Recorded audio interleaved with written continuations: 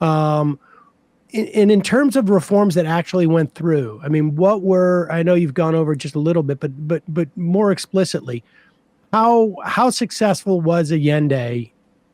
Things started to turn after a couple of years because it feels like the Americans figured out this is where we have to send money to start this like internal descent, and this is how we can crush this economy. But in those first couple of years, like what were some of the major things that were, I mean, clearly the Americans were like, oh, he's doing it. And that's a real problem. What were those things? So the Chilean Congress actually unanimously approved the expropriation of the U.S.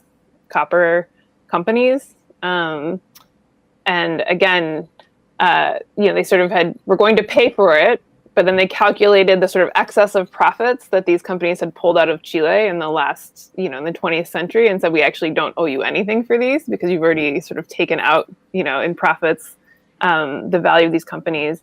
Allende nationalized the other key industries like the coal mines, the textile mills, all the sort of 91 largest monopolies. So a lot of the banks get nationalized. And I think, there's also the sort of maybe untapped or sort of part of Allende's agenda that really never quite got off the ground was this idea of worker participation, right? So it's one thing to sort of, take over a textile factory and expropriate it and pass it into the public sector, but what does a worker-run company look like? Or what does worker participation in the administration? It's one thing to sort of have the, former owners leave or sort of abandon the property, and you can appoint a kind of socialist politician to be the new manager at the factory. But what does worker participation look like in that context? And that was something that was very much a sort of fraught and ongoing process during the Allende years. So after a couple of years, did the tax of the U.S. change, or did they just start to gain more traction as we enter into 73? Sure. So, all of the sort of behind the scenes activities in the 1970s, the sort of openly military solution, the political solution, obviously fail, although not before assassinating the sitting head of the Chilean armed forces, Rene Schneider. And that's actually one of the really interesting civil lawsuits that the family of Schneider's brought against Henry Kissinger going forward. But once Allende's in office, publicly, the Nixon administration sort of says we have, we're sort of have this outwardly cool, neutral stance towards Allende, but behind the scenes, they're certainly calling in all their favors. So that's called the economic boycott, is the sort of new policy. So they cut off not just Chilean credit for, with U.S. banks, but they also lobby the World Bank and allies in Europe to also no longer lend to Chile. So suddenly sort of access to foreign aid is essentially cut off, as well as to foreign credit. And, I think it sounds very abstract, but when it translates to, city buses in Santiago start to break down and there's no spare parts to replace them, the effects of this economic boycott start to be felt a bit more deeply. And the nature of the media, I think people should understand the nature of the media at that time was such that it was very difficult to manage a narrative of like, we're being attacked by the United States. It's obvious to government officials that they're being attacked by the United States, but to communicate that to the general population, I feel like there would be it would be easier to do that in some way today than it certainly was in the early 70s, really. Through the 70s into the 80s, it seems to be. Sure. I think people at the time people inside Chile at the time knew that U.S. was sort of meddling behind the scenes. And in 1972, these IT&T documents were made public.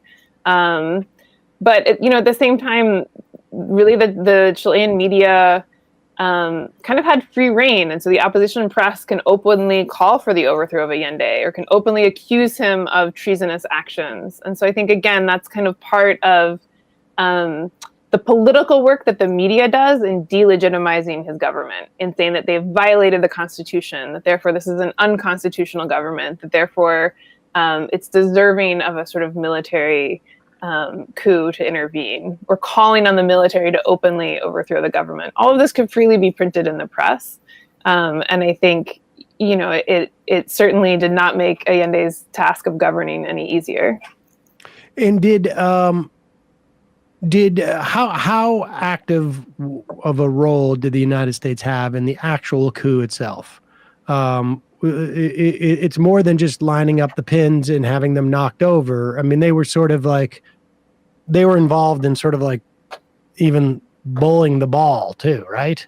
I think that's a bit of an overstatement, Sam, honestly. This is one of those like hotly debated kind of questions. To this day, Nixon's presidential briefing on Chile on September 11, 1973 is completely blacked out. It's never been declassified. That's part of what this congressional delegation that AOC was a part of is now asking the Biden administration to say, look, it's been 50 years. Can we finally just declassify the full record? Like, what secrets really are there left to hide? I think, one of the incredible documents that is out there are these telcons, the telephone recordings that Nixon famously recorded. So we have the phone conversation. I think it's, from September 12th between Kissinger and Nixon, where they're sort of talking about college football, and then they switch and say, did you hear about what happened in Chile? And, they kind of say, of course, our hand doesn't show.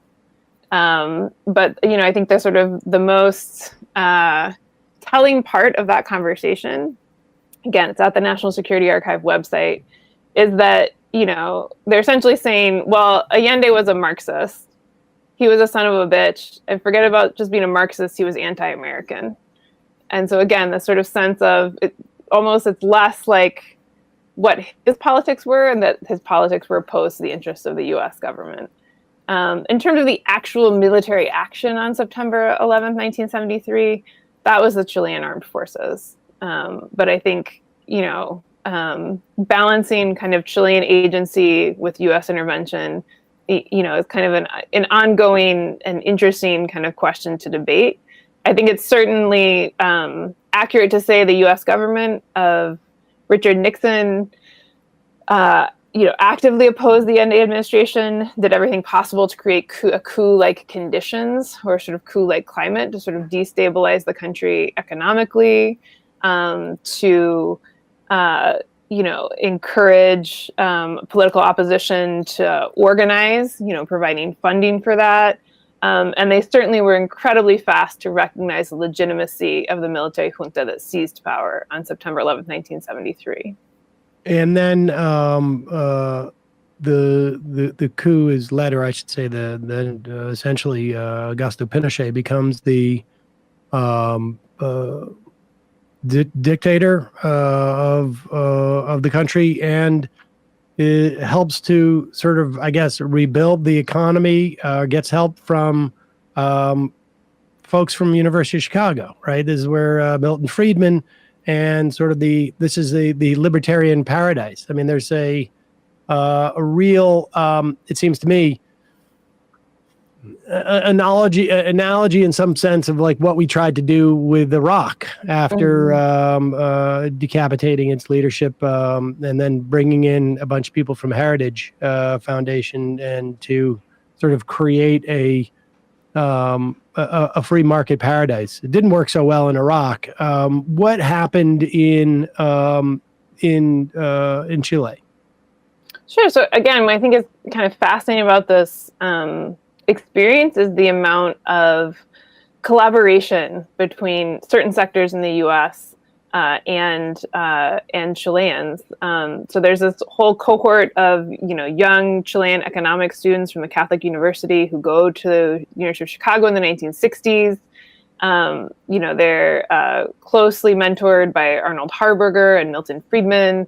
They come back to Chile, put together this economic policy plan, and give it to the sort of conservative candidate in 1970, who basically laughs them out of the room. Says this is ludicrous. Like, nobody will ever vote for this.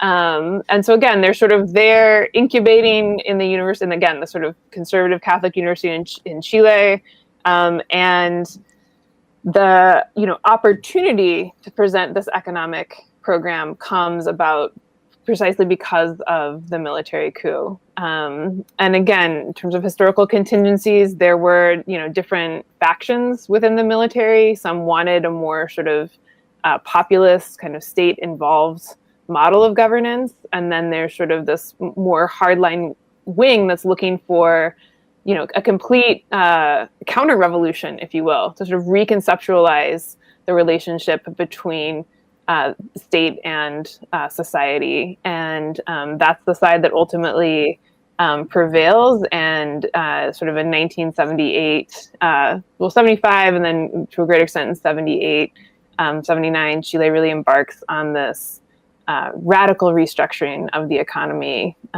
precisely because there's no political dissent, right? There's no elections, there's no political parties, there's no labor unions.